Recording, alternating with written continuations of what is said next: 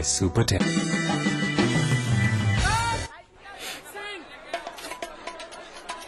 सुनिए, फ्रेश करना था आपको। क्या? चैनी चैनी से। और अपनी बॉडी को तो गार्ड कीजिए। चैनी चैनी खाइए, छींटे मत फैलाइए, खुशियाँ फैलाइए। चैनी चैनी माउथ फ्रेशनर। ग्रीन ड्रॉप्स खिलाइए, खुशियाँ फैलाइए। लहर चली है विकास की, अब तो गांव बढ़ेगा आगे आगे। देश के गांव-गांव में इस बार ग्रामवासी ही अपने गांव की विकास योजना बना रहे हैं। आइए इनसे बात करते हैं। मकसद है जरूरतों के मुताबिक हो गांव का विकास और सभी तरक्की करें। विकास योजना को मंजूरी देगी ग्राम सभा। तेज होगा विकास। मनरेगा, सामाजिक सहायता, आवास, कौशल्य और आजीविका जैसी योजनाओं का पूरा लाभ भी लाभार्थियों को मिल सकेगा। प्रयास हमारा विकास गांव का। तुम जाए तन मन घर आंगन में हिकाए। राजेश मसाला अब इंटरनेशनल क्वालिटी में उपलब्ध। स्वाद दम रहो राजेश मसाला।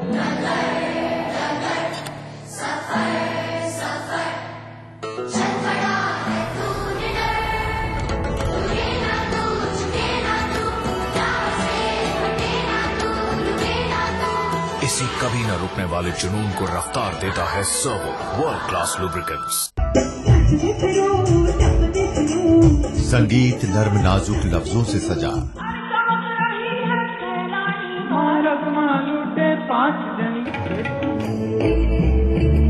शायरी संजीदा और बढ़ता चाहत का सिलसिला। वो जिसको बुजुर्गों की रिवायत न रहे याद। सार्क देशों की रंगत और आपका हमसफर ETV। तो एक बार फिर महसूस कीजिए खुदा से ये रूहानी रिश्ता। सूफी फेस्टिवल 2015 गुरुवार रात 8 से 9 बजे।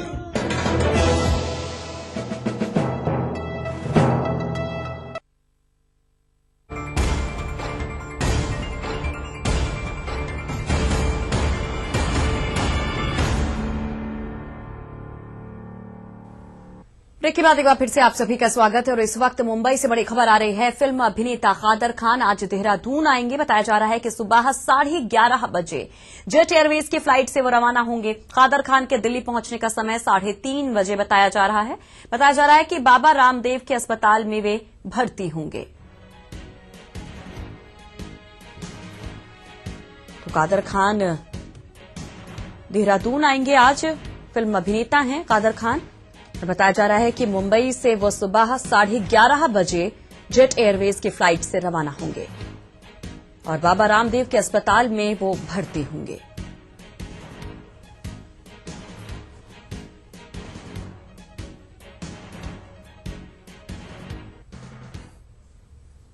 रुक करते हैं अगली खबर का। उत्तराखंड में कृषि के घटते ग्राफ और पलायन को देखते हुए प्रदेश सरकार जल्द ही चकबंदी विधेयक लाने जा रही है। लेकिन सवाल यह है कि इस विधेयक के लागू होने के बाद क्या पहाड़ी क्षेत्रों से पलायन रुक पाएगा। रुद्रप्रयाग से हमारी खास रिपोर्ट देखिए। पहाड़ी जिलों में वर्षों से उठ रही चकबंदी की मांग पर सरकार अब चकबंदी विधेयक लागू किए जाने की तैयारी कर रही है। कृषि मंत्री की माने तो चकबंदी लागू करने के लिए 3 माह तक सघन जागरूकता अभियान चलाकर आम जनमानस की राय ली जाएगी। इस समय हमने ड्राफ्ट कल सरकार को जो हमने चकबंदी एडवाइजर कमेटी बनाई थी उससे कल ड्राफ्ट सरकार को सौंपा है और माननीय मुख्यमंत्री ने वो मुझको ड्राफ्ट सौंपा है और मैं उसको पब्लिक में जिला कृषि अधिकारियों के माध्यम से, जिला उद्यान अधिकारियों के माध्यम से, सूचना विभाग के माध्यम से हम उसको प्रसारित कर रहे हैं। रुद्रप्रयाग की जिला पंचायत अध्यक्ष लक्ष्मी राणा का कहना है कि जो गांव एक साथ चकबंदी करेगा सरकार उसको 1 करोड़ रुपए की धनराशि देगी। प्रदेश के 250 गांव चकबंदी को लागू करने के लिए राजी हैं। जो पहले चकबंदी को अपनाएगा उससे आदर्श गांव के तौर पर घोषित किया जाएगा। लोग खेती करना चाहते हैं, खेती करते भी हैं, लेकिन वो बंजर सारा खत्म कर देते हैं, सुअर खत्म कर देते हैं। इसलिए लोगों का मन खिन्न हो चुका है खेती के करने पे, क्योंकि इतनी मेहनत करने के बाद भी उनको हाथ में कुछ नहीं मिलता। इसके वजह से चकबंदी से लोगों को फायदा होगा, उससे पलायन रुकेगा। पहाड़ों से पलायन रोकने के लिए प्रदेश के कृषि और उद्यान विभाग की पहल को सराहनीय कहा जा सकता है। अगर सरकार ने चकबंदी योजना को सही तरीके से लागू कर दिया तो प्रदेश के पहाड़ी इलाकों में फिर से रौनक वापस लौट आएगी। Satyendra Singh Wardhwal, ETV news, Rudraprayag. चले रुक करते हैं अगली खबर का। मसूरी शहर के एकमात्र डिग्री कॉलेज में प्राध्यापकों के कई पद रिक्त होने से छात्र छात्राओं के पठन पाठन पर असर पड़ रहा है। एमपीजी कॉलेज में अंग्रेजी, गणित, रसायन विज्ञान, अर्थशास्त्र, हिंदी के साथ ही समाजशास्त्र सहित 11 प्राध्यापक के पद खाली चल रहे हैं और कॉलेज प्रबंधन ने उच्च शिक्षा निदेशालय को कई बार इसको लेकर के पत्र लिखा, पदों को भरने की मांग की, लेकिन उच्च शिक्षा निदेशालय में बैठे अधिकारी पदों को भरने के लिए गंभीर नहीं दिख रहे हैं। पिछले 5 सालों से पदों को भरने के लिए कॉलेज प्रशासन मांग कर रहा है। वहीं छात्रों का कहना है कि शिक्षक नहीं होने से छात्रों का पढ़ाई पर असर पड़ रहा है, छात्रों की पढ़ाई पर इसका प्रभाव देखा जा रहा है। रिक्त पद हैं जिसमें हमें आवश्यकता है उन रिक्त पदों की, जिससे छात्र छात्राओं की पढ़ाई में काफी असर पड़ रहा है। छात्र छात्राओं की पढ़ाई को पूरा समय नहीं मिल पा रहा है। तो 11 पदों की रिक्त पद है हमारे, जो 11 पद उसकी पूर्ति करें। छात्रों के भविष्य में बहुत बुरा असर पड़ रहा है। आप देख सकते हैं पीछे किस प्रकार से छात्र बैठे हुए मोबाइल में अपना छेड़छाड़ कर रहे हैं। कोई कार्य नहीं है, गुरु जब शिक्षक नहीं है तो कैसे पढ़ेंगे बच्चे। वहीं मसूरी में इन दिनों बड़ी संख्या में भिखारियों ने डेरा डाल लिया है, जिसके चलते पर्यटकों को इन भिखारियों के वजह से काफी दिक्कतों का सामना करना पड़ रहा है।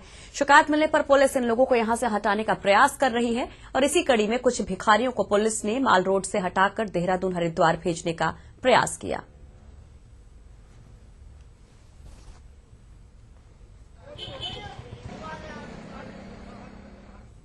खबर हरिद्वार से, जहां पर सिडकुल स्थित विप्रो कंपनी के कर्मचारी अब कंपनी प्रबंधन के खिलाफ आर पार की लड़ाई के मूड में हैं। अपनी 1 सूत्रीय वेतन वृद्धि की मांग को लेकर कर्मचारियों ने श्रम आयुक्त कार्यालय का घेराव कर अपनी मांग को लेकर एक ज्ञापन श्रम आयुक्त को सौंपा।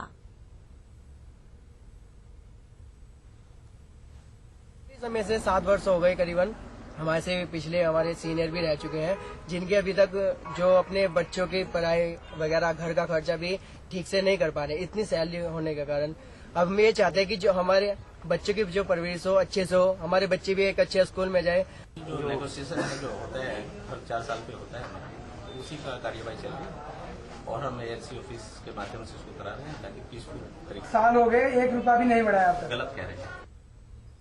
उत्तरकाशी में एलटी बेरोजगार संघ ने मंगलवार रात तहसील मुख्यालय बटकोट में कैंडल मार्च निकाला और सरकार से एलटी परीक्षा परिणाम जल्द घोषित करने की मांग की। इनका कहना है कि सरकार ने फरवरी 2014 में एलटी भर्ती की विज्ञप्ति निकाली थी और 1 साल बाद मार्च 2015 में इसकी परीक्षा संपन्न करवाई, लेकिन दुर्भाग्य से अभी तक परीक्षा परिणाम घोषित नहीं किए जा रहे हैं। इस बीच सरकार ने उल्टे गेस्ट टीचर्स की भर्ती कर डाली। उन्होंने चेतावनी दी है कि अगर अब भी शीघ्र परीक्षा परिणाम घोषित नहीं किए गए तो बेरोजगार प्रदेश भर में उग्र आंदोलन के लिए बाध्य होंगे। निकालने का तात्पर्य है कि सरकार ने फरवरी 2014 में एलटी का विज्ञापन निकाला था, जिसका परिणाम अभी तक भी जारी नहीं हो पाया है। इसके बीच में सरकार ने अतिथि शिक्षकों का चयन किया है और जिसमें भी अनेक प्रकार की विसंगतियां हैं। हमारा कहना है अभी जो सरकार से हम लोगों की एक गुजारिश है, दरख्वास्त है कि यहाँ पे अभी हमने यहाँ पे सारा बेरोजगार संघ हमारे साथ खड़ा है और 29 मार्च 2015 को अभी हमारा जो एलटी का एग्जाम हुआ था और अभी तक इसका परिणाम घोषित नहीं हो पाया है। और इसी के साथ इस बुलेटिन में फिलहाल इतना ही, लेकिन खबरों को विस्तार से जानने के लिए आप लॉग इन कर सकते हैं hindi.news18.com पर। फिलहाल के लिए नमस्कार।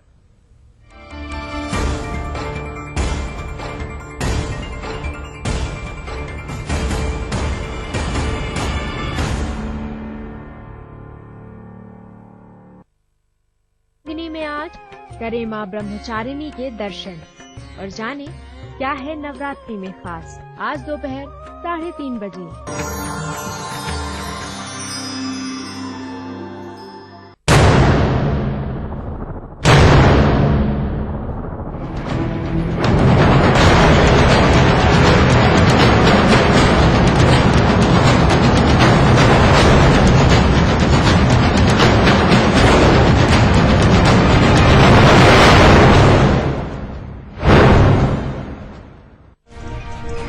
अपने दिन की कीजिए शानदार शुरुआत मॉर्निंग न्यूज के साथ, सोमवार से हर रोज सुबह 6 बजे।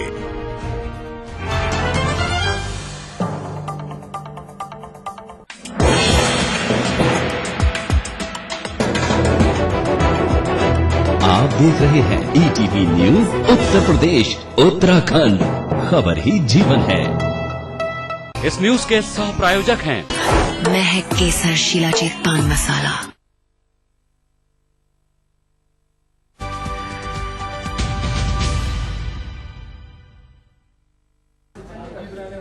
नमस्कार, सीधे न्यूज रूम से मैं आपके साथ राहुल सौमित्र हूं और आप देख रहे हैं ईटीवी न्यूज। रुख करेंगे बड़ी खबर का जो वाराणसी से आ रही है। बड़ा गांव थाना क्षेत्र में एक टैंकर घर में घुस गया जिसमें वहां पर सो रहे एक युवक की मौत हो गई और इन सब के बाद लोगों ने प्रदर्शन किया है, वहां पे जाम लगाया है। तो आपको बता दें, खबर जो है वो बड़ा गांव थाना क्षेत्र के बसनी बाजार की है, जहां पर एक बेकाबू टैंकर घर में घुस गया और सो रहा एक व्यक्ति उस घर में, उसकी दर्दनाक मौत हो जाती है। और इन सब के बीच लोगों का गुस्सा फूटा और उन्होंने सड़क पर जाम लगाया है। ये एक्सक्लूसिव तस्वीरें हैं आपके टेलीविजन स्क्रीन पर, आप सीधे देख सकते हैं। ये तस्वीरें जब एक बेकाबू टैंकर घर में दाखिल होता है और वहां सो रहा एक युवक की दर्दनाक मौत हो जाती है। और इन सब के बीच लोगों ने विरोध किया है, प्रदर्शन किया है और वो लगातार उनका प्रदर्शन जारी है।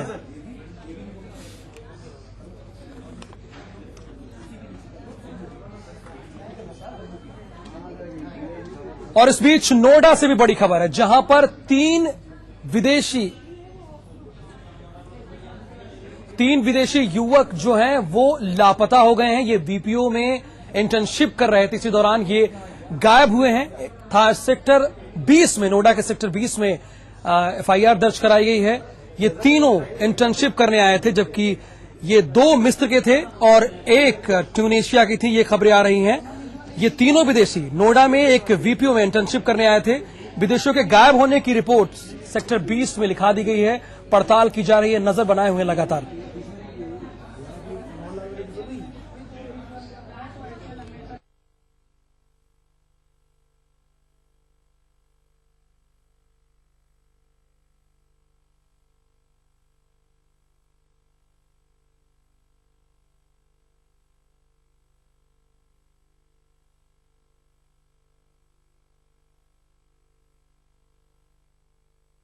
इजिप्ट और एक ट्यूनीशियन है, उनके की मिसिंग के लिए कल थाना 20 में एक व्यक्ति ने सूचना दी है। उनके बारे में जानकारी की जा रही है। इसमें जिस कंपनी में वो जॉब कर रहे थे, मई में आके उन्होंने ज्वाइन किया था, उस कंपनी ने जो फॉरेन ऑफिस है उसमें उनका कोई रजिस्ट्रेशन नहीं कराया था। तो इस संबंध में जानकारी की जा रही है और जैसे ही कुछ आगे बढ़ती है जांच, आपको अवगत कराया जाएगा। तो खबर सीतापुर से है, जहां पर एक पिकअप और कार की टक्कर में दारोगा की मौत हो जाती है और कार में सवार महिला अभी घायल बताई जा रही है, गंभीर रूप से घायल है, जिसे इलाज के लिए अस्पताल में भर्ती करा दिया गया है। आपको बता दें कि मृतक दारोगा लखनऊ में सीबीसीआईडी में तैनात थे।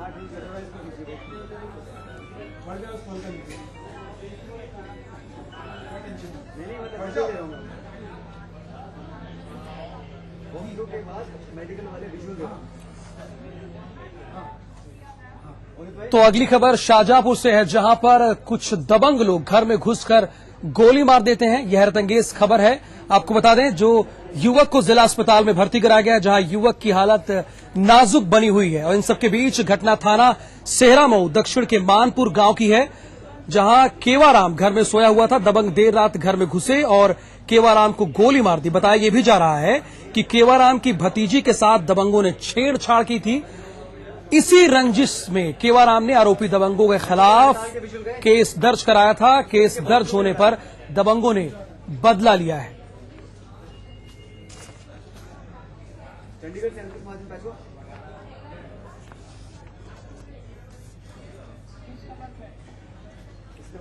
तो आज दवा की नहीं बल्कि दुआ की जरूरत पड़ेगी, क्योंकि आज मेडिकल स्टोर्स, तमाम मेडिकल स्टोर्स बंद रहेंगे। देशव्यापी हड़ताल है, इस वजह से बंद रहेंगे, जिससे मरीजों की मुश्किलें बढ़ सकती हैं। मेडिकल स्टोर एसोसिएशन का कहना है कि ऑनलाइन दवा बिक्री से दवाओं की गुणवत्ता पर असर पड़ेगा। ये एक चीज है। दूसरी चीज वो कहना है कि फिर नशे का चलन बढ़ सकता है। इससे मेडिकल स्टोर संचालकों को आर्थिक नुकसान भी उठाना पड़ेगा। ये तीसरा पेंच फंस रहा है, जो आम लोगों के लिए साथ स्टोर संचालकों के हित में बिल्कुल भी नहीं है। अकेले यूपी की राजधानी लखनऊ में करीब 5000 दवा की दुकानें बंद रहेंगी।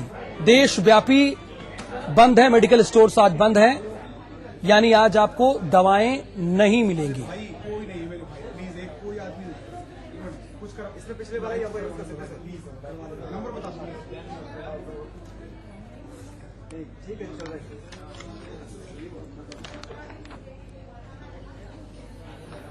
तो बात अगर यूपी की राजधानी लखनऊ की करें तो यहां भी करीब 5000 दवा की दुकानें बंद हैं। केवल लखनऊ की बात मैं कर रहा हूं, यहां 5000 दुकानें बंद हैं। दवा के लिए लोग परेशान हैं और भटकने को मजबूर हैं।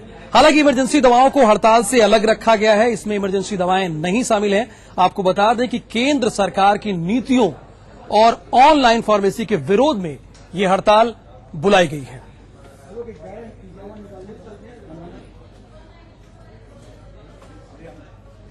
सब तरफ मुझे मिल नहीं रही, मेरी कोर्स की दवा आएगी, मैं एक दिन नहीं खाऊंगा तो मुझे बहुत दिक्कत हो जाएगी। किस चीज की दवा? ये बाउंड टीवी की दवा है मेरी, आर्सेनिक्स। हर फार्मेसी पे जा रहे हैं तो बंद रहेगा। देश भर के दवा व्यापारी आज हड़ताल पर हैं। दवा व्यापारी ऑनलाइन बिक्री और हर दुकान पे फार्मासिस्ट रखने की शर्त का विरोध कर रहे हैं। इसका असर ये है कि लखनऊ में भी दवा की दुकानें बंद हैं और मरीजों को भटकना पड़ रहा है। लोगों को सुबह से दवाएं नहीं मिल रही हैं, जिसकी वजह से उन्हें काफी परेशानी हो रही है। कई मरीज ऐसे हैं जिनको डेली दवा की जरूरत होती है, लेकिन चूंकि दवा की दुकानें बंद हैं इसलिए उनको दवाएं नहीं मिल पा रही हैं। कैमरामैन शरद तिवारी के साथ पीयूष त्रिपाठी, ETV न्यूज, लखनऊ।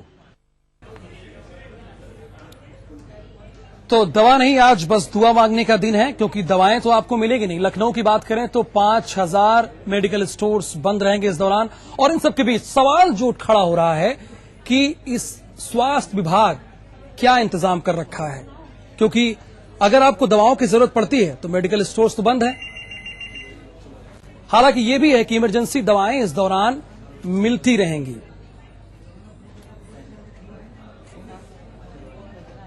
देशव्यापी हड़ताल के समर्थन में प्रदेश के सभी मेडिकल स्टोर्स में दवाओं की बिक्री नहीं होगी, जिससे मरीजों की मुश्किलें बढ़ेंगी।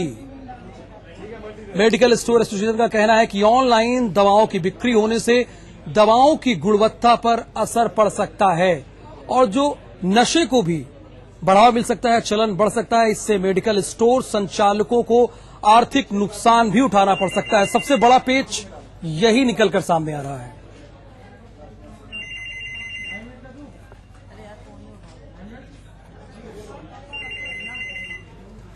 तो बात अगर यूपी की जाए तो यहां पे अगर लखनऊ की करें तो 5000 दुकानें तकरीबन बंद रहेंगी।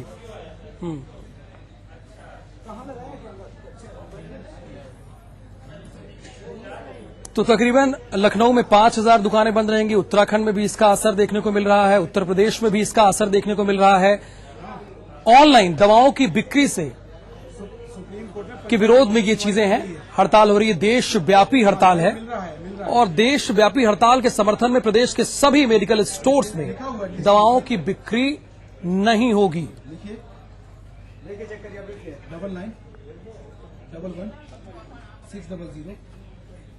जो इनमें प्रमुख कारण है वो आपको एक बार फिर से बताते हैं। बिक्री होने से, ऑनलाइन बिक्री होने से दवाओं की गुणवत्ता पर असर पड़ेगा या फिर नशे का चलन बढ़ सकता है, ये दूसरी बात है। और इसी के साथ इससे मेडिकल स्टोर संचालकों को आर्थिक नुकसान भी उठाना पड़ेगा, ये तीसरा पॉइंट जो निकलकर सामने आ रहा है।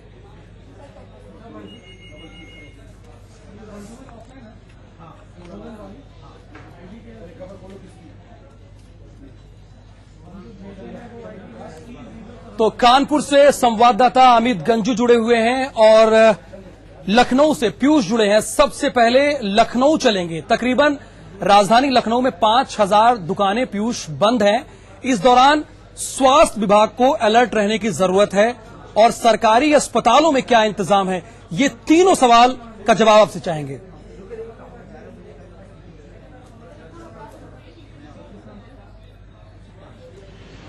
से जो दवा की दुकानें हैं, प्राइवेट जितनी भी फार्मेसी या मेडिकल स्टोर्स हैं वो सब बंद हैं, जिनका कहना है, जिनकी मांग है कि ऑनलाइन दवा की बिक्री ना हो। और एक दूसरा और एक मुद्दा ये भी है कि फार्मासिस्ट का होना एक जो आवश्यक बताया जा रहा है। सरकार कहती है कि हर दुकान पे एक फार्मासिस्ट होना चाहिए, उसका भी विरोध है।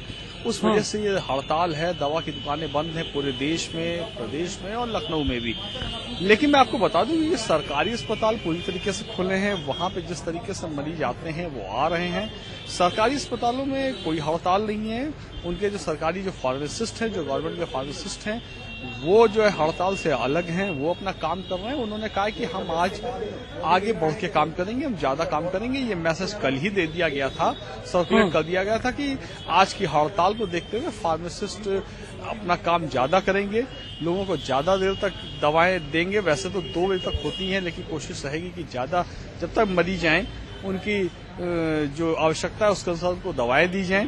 तो सरकारी अस्पतालों में तो एक सामान्य वो है जिस तरीके से डेली होता है, एक ओपीडी होती है, मरीज आते हैं, उनको देखा जाता है, उनको दवाएं डॉक्टर लिखते हैं, उनको वहीं से मिल जाती हैं स्टोर से।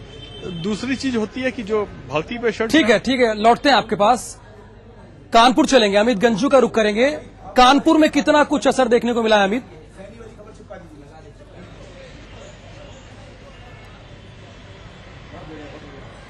देखिए राहुल, मैं आपको बताना चाहूंगा, निश्चित तौर पर हड़ताल का ऐलान जरूर हुआ, मगर यहां हड़ताल होने के साथ साथ क्योंकि ऑनलाइन की जो फार्मेसी है, इससे कहीं ना कहीं मेडिकल स्टोर्स ओनर को भी बहुत नुकसान है और उसी के साथ साथ लोगों के जीवन से भी ये खिलवाड़ हो सकता है। इससे अभी 3 तारीख को सेंट्रल गवर्नमेंट ने एक कमेटी बनाई थी। उस कमेटी में इन फेडरेशन के लोगों को, ड्रगिस्ट एसोसिएशन को और ड्रग फेडरेशन के लोगों को इनवाइट किया गया था। ये 17 लोगों का शिष्टमंडल वहां मिला था, लेकिन कहीं ना कहीं कोई बात नहीं बनी। उसके बाद क्योंकि ये इनिशियल स्टेज पर ये हड़ताल की एक शुरुआत कराई गई है, इसे सांकेतिक कहा गया है। मगर कानपुर इससे अलग है, क्योंकि कानपुर में 17,640 टोटल मेडिकल स्टोर्स हैं जो सिटी के अंदर आते हैं। बाकी 698 ग्रामीण अंचलों में, उनमें कहीं भी ऐसा कोई बंद का असर नहीं है। जो लोग सुरेश गुप्ता या जयेश शिंदे के संगठन के हैं, उन लोगों ने जरूर बंद किया, वो भी 2 बजे तक के लिए। बाकी मेडिकल स्टोर्स खुले, तो इसलिए कानपुर में ऐसा कोई प्रभाव यहां देखने को नहीं मिल रहा है। मेरे ठीक पीछे आप देखिए मेडिकल स्टोर्स की पूरी मार्केट है, क्योंकि उर्सुला अस्पताल में इस वक्त खड़ा हूं। लाइन से आप देखिए मरीजों की एक कतार लगी है। ऐसा कोई देखने को नहीं मिल रहा है कि यहाँ मेडिकल स्टोर्स बंद हैं, क्योंकि ये पूरी मेडिकल की एक पूरी मार्केट है। यहाँ लगभग 2 दर्जन से ज्यादा दुकानें हैं, कहीं भी कोई शटर बंद नहीं दिख रहा है और मरीजों के सेहत का विशेष ध्यान रखा गया है। इसलिए इन्होंने, इन संगठन के लोगों ने अपने आप को इस हड़ताल से दूर रखा है। जी ना, चलिए, यानी कानपुर से तो ठीक खबर है, मेडिकल स्टोर्स वहां पर खुली हैं और 2 बजे के बाद और भी जो मेडिकल स्टोर्स हैं जो बंद हैं वो भी खुल जाएंगे। लेकिन लखनऊ में इसका खासा असर देखने को मिल रहा है, साथ ही पूरी यूपी में अगर देखा जाए तो भी असर देखने को मिल रहा है और उत्तराखंड में भी। आप दोनों का, पीयूष लखनऊ से जुड़े थे, आपका भी शुक्रिया, और अमित गंजू कानपुर से जुड़े थे, उनका भी शुक्रिया। तो देशव्यापी हड़ताल है जिसमें खासा असर देखने को मिल रहा है। ऑनलाइन दवाओं की बिक्री को लेकर यह हड़ताल की जा रही है।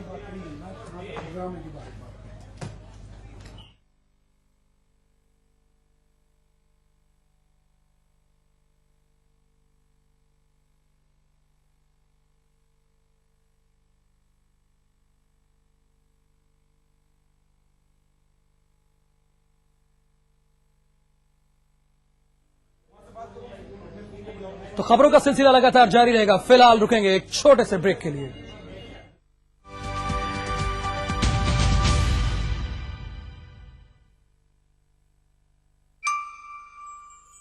इतिहास कहता है कि वेद पुराण की रचनाओं से लेकर शासकीय निपुणताओं में महिलाओं ने अद्भुत योगदान दिया है। अतीत के पन्ने बताते हैं, दुनिया के हर हिस्से में बेटियों को देवी का सम्मान मिलता रहा है। फिर क्यों सीता को अग्नि परीक्षा, द्रौपदी का चीरहरण और कोख में कत्ल, न जाने कितने सवाल, लेकिन माकूल जवाब एक। ये तस्वीर एक तरफा है, हम आपको दूसरी तस्वीर दिखाएंगे। अंकुरों से कल्पवृक्ष बनती बेटियों से मिलवाएंगे। मीना शर्मा के साथ देखिए अब के बरस मोहे बेटिया ही बीजो।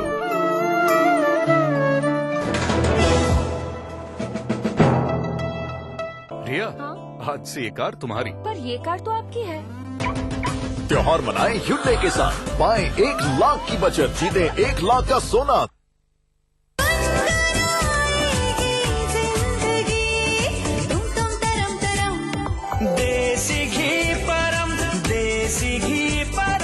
इसी PNDT एक्ट के तहत लिंग जांच या चयन करना या करवाना या इसमें किसी भी तरह का प्रचार या सहायता करना कानूनन जुर्म है।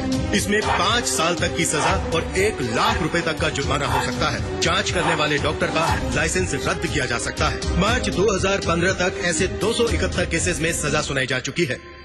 कब समझोगे? जेल जाने के बाद। लिंग चयन के विरुद्ध आवाज उठाएं, अपने जिला अधिकारी को तुरंत सूचित करें। संगीत नर्म नाजुक लफ्जों से सजा,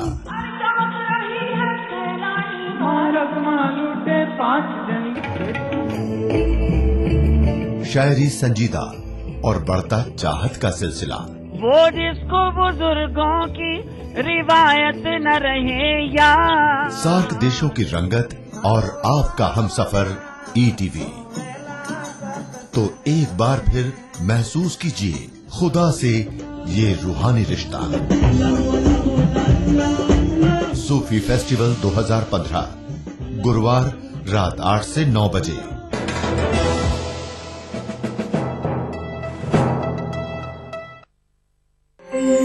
सारा जहां है जिसकी शरण में, नमन है उस माँ के चरण में।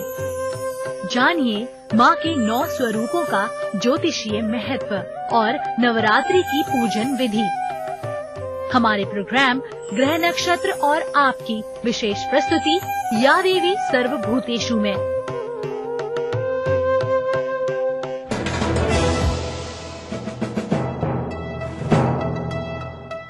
Life comes just once and is meant to be lived big. It's time you live the king-style luxury.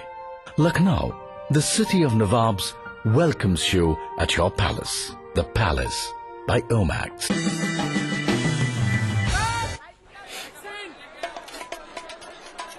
सुनिए, फ्रेश करना था आपको। क्या? चैनी चैनी से। और अपनी बॉडी को तो गार्ड कीजिए। चैनी चैनी खाइए, छींटे मत फैलाइए, खुशियाँ फैलाइए। चैनी चैनी माउथ फ्रेशनर। ग्रीन ड्रॉप्स खिलाइए, खुशियाँ फैलाइए। आज मेरा एग्जाम है। अच्छा होगा डेविड, गुड लक।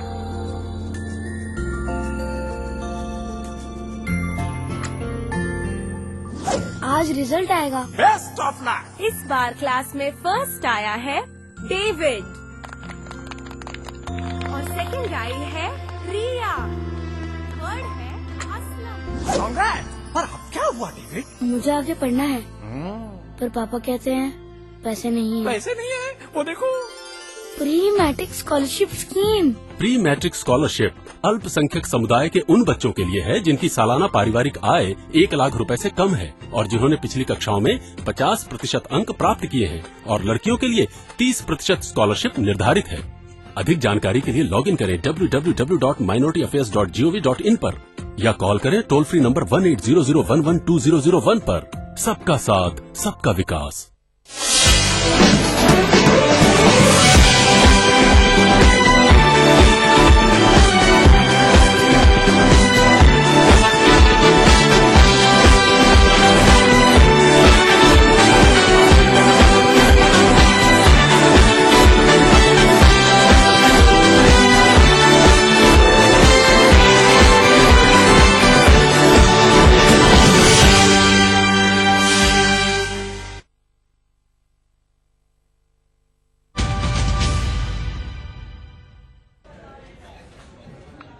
तो खबर एटा से है, जहां पर जिला पंचायत सदस्य के प्रत्याशी पुष्पेंद्र यादव बूथ कैप्चरिंग करते हैं और जब ऐसा करने से पुलिस उन्हें रोकती है तो बकायदा धमकी देते हैं और उन्हें गालियां तक देते हैं। सवाल यह है कि मुख्यमंत्री अखिलेश यादव जब लगातार इन लोगों को रोकने की कोशिश करते हैं तो आखिरकार सपा नेता इतने बेलगाम क्यों हो गए हैं?